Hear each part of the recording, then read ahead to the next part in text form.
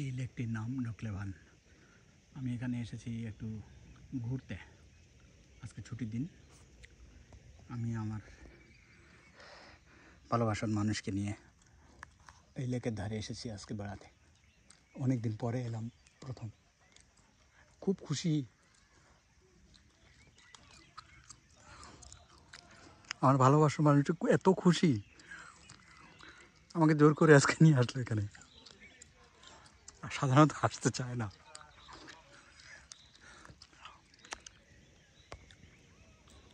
আজকে নিজের ইচ্ছায় এসেছে। আমি এত আনন্দিত এবং আমি খুবই গর্বিত। আমার বুকটা গর্বে ফুলে গেছে, খালি কষ্টে জ্বলে যাচ্ছে।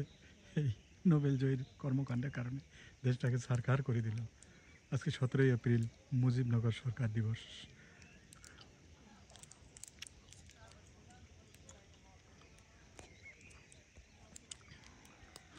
ওরা বাংলাদেশের ইতিহাস, ঐতিহ্য, সংগ্রাম, রাজনৈতিক গৌরবোজ্জ্বল ভূমিকা এবং মহান মুক্তিযুদ্ধকে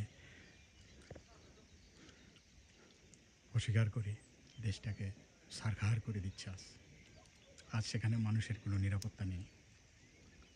যাই হোক, আশায় বুক বাঁধে রাখলাম। স্বপ্ন নিয়ে বাঁচতে চাই। একদিন দেশের মানুষ ঠিক বুঝতে পারবে,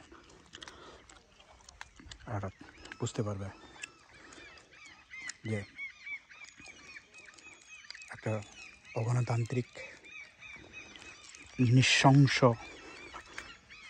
অমানবিক, প্রতিহিংসাপরায়ণ মানুষের হাতে আজ দেশটি, যে মানুষটি গরিব মানুষের, দরিদ্র, গ্রামীণ দরিদ্র নারী, অশিক্ষিত নারীদের রক্তচোষা টাকা দিয়ে আজ শান্তিতে নোবেল লাভ করেছেন। সেই মানুষগুলির অভিশাপ তো লাগবেই। দেশের 18 কোটি মানুষ আজ জিম্মি হয়ে আছে। সেই মানুষের কষ্ট একদিন লাঘব হবে, এই আশা প্রত্যাশা নিয়ে সবাইকে এই ছুটির দিনের শুভেচ্ছা জানিয়ে আজকের এই ভ্রমণ শেষ করছি। ভালো থাকবেন সবাই। আবার দেখা হবে, আবার কথা হবে।